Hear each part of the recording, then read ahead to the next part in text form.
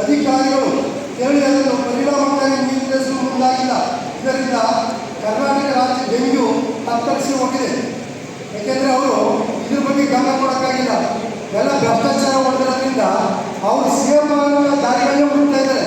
ಜನಗಳ ಕಷ್ಟ ಸುಖ ನೋಡೋಕ್ಕೆ ಅವರು ಇನ್ನೂ ಕೂಡ ಅದಕ್ಕೆ ಅವಕಾಶ ಆಗಬೇಕಾಗಿದೆ.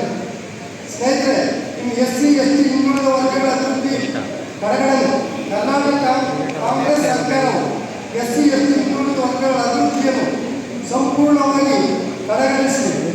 ಅವರ ಹೆಸರು ಹೇಳ್ತಾನೆ. ಇವತ್ತು ಅಧಿಕಾರಕ್ಕೆ ಕಾಂಗ್ರೆಸ್ ಸರ್ಕಾರ, ಸಿದ್ದರಾಮಯ್ಯ ಸರ್ಕಾರ ದಲಿತರು ಮತ್ತು ಹಿಂದುಳಿದವರ ಹೆಸರು ಹೇಳ್ಕೊಂಡು ಬಂದಿದ್ದು. ಆದರೆ ಇವತ್ತು ಕರ್ನಾಟಕದ್ದು ನಮ್ಮ ದಲಿತರು ಹಿಂದುಳಿದವರಿಗೆ ಅವರ ಬಗ್ಗೆ ಕರ್ನಾಟಕ ಅವರು ಸಣ್ಣ ಪುಟ್ಟ ನಮ್ಮ BJP ಸರ್ಕಾರ ಯಾವುದೇ ಸರ್ಕಾರಗಳಾಗಲಿ ಅವರ ಕಲ್ಯಾಣಕ್ಕೋಸ್ಕರ, ಅವರ ಜೀವನ ರೂಪಿಸೋದಕ್ಕೋಸ್ಕರ ಯಾವುದೋ ಒಂದು ಸ್ವಯಂ ಉದ್ಯೋಗ, ಒಂದು ಕುರಿ ತಗೊಳ್ಳೋದು, ಹಸು ಮೇಕೆ ತಗೊಳ್ಳೋದು, ಮತ್ತೆ ಮಕ್ಕಳಿಗೆ ಓದಿಸೋದಕ್ಕೋಸ್ಕರ, ಭೂಮಿ ಇಲ್ಲದವರು ಭೂ ಹೊಡೆದ್ರೆ ಭೂಮಿ ಖರೀದಿ ಮಾಡೋಕ್ಕೋಸ್ಕರ ಇಂಥ ಹಣನೂ ಕೂಡ ಅವರು ದುರುಪಯೋಗಪಡಿಸಿಕೊಟ್ಟು ವಾಲ್ಮೀಕಿ ನಿಗಮದಲ್ಲಿ 187 ಕೋಟಿ ರೂಪಾಯಿನ ಅದನ್ನು ಕಳ್ತನ ಮಾಡಿದ್ದಾರೆ.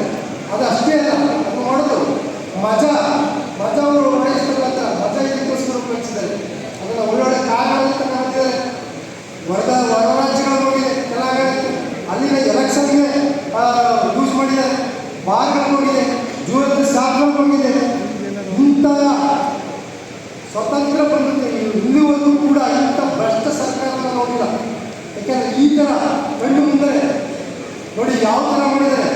ತಂದದ್ದು ಹಣ ವಾಲ್ಮೀಕಿ ನಿಗಮದ ಹಣ, ಆ ಜನಗಳಿಗೆ ಮೀಸಲಿಟ್ಟಿದ್ದ ಹಣ, ಆ ಹಣನೇ ತೆಗೆದು ಆ ಹಣದಿಂದಲೇ ಆ ಜನಾಂಗವನ್ನು ಸರ್ವೋಚ್ಚರಾಯ ಶ್ರೀರಾಮುಲುವನ್ನು ಹಂಚಿ ಆ ಜನಾಂಗವನ್ನು ಜೈಲಿಗೆ ಕಳಿಸಿ ಈ ಕುತಂತ್ರದಿಂದ ಇರತಕ್ಕಂಥದ್ದು ಬೇರೆಯವ್ರ ಕೈವಾಡ. ಅಂದರೆ ಫೈನಾನ್ಸ್ ಮಿನಿಸ್ಟರ್ ಯಾರು ಸಿದ್ದರಾಮಯ್ಯವರು ಇದ್ರ ಹಿಂದೆ ಇರ್ತಕ್ಕಂಥವ್ರು, ಅವರು ಮಾನವರಿದ್ರ, ಅವರು ಒಳ್ಳೆ ರಾಜಕಾರಣಿ ಅಂತ ಹೆಸರು ಇಲ್ಲಿವರೆಗೆ ಅವ್ರು ನಿಜವಾಗ್ಲೂ ಒಳ್ಳೆ ರಾಜಕಾರಣಿ ಇದ್ದರೆ ಒಂದು ರಾಜಕಾರಣ ಕೊಡಬಾರ್ದು.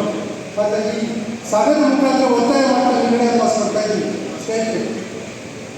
ಅಷ್ಟೇ ಅಲ್ಲ, 14,000 ಕೋಟಿ ಹಣ ಯೋಜನೆಯಿಂದ ಇವತ್ತು ಗ್ಯಾರಂಟಿಗಳಿಗೆ ವರ್ಗಾವಣೆ ಮಾಡ್ತಾರೆ.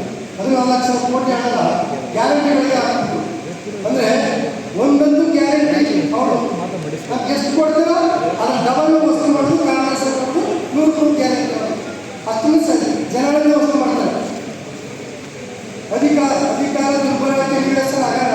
ಮೈಸೂರು ನಗರಾಭಿವೃದ್ಧಿ ಪ್ರಾಧಿಕಾರ ಹಗರಣದಲ್ಲಿ 6,800 ನಿವೇಶನಗಳ ಅಕ್ರಮವಾಗಿ ವಿತರಿಸಿ ಇದರಲ್ಲಿ ಮುಖ್ಯಮಂತ್ರಿ ಕುಟುಂಬಕ್ಕೆ 14 ನಿವೇಶನಗಳನ್ನು ಅಕ್ರಮವಾಗಿ ಹಂಚಿಕೆ ಮಾಡಿದ್ದು ಸುದ್ದಿ ರಾಜ್ಯ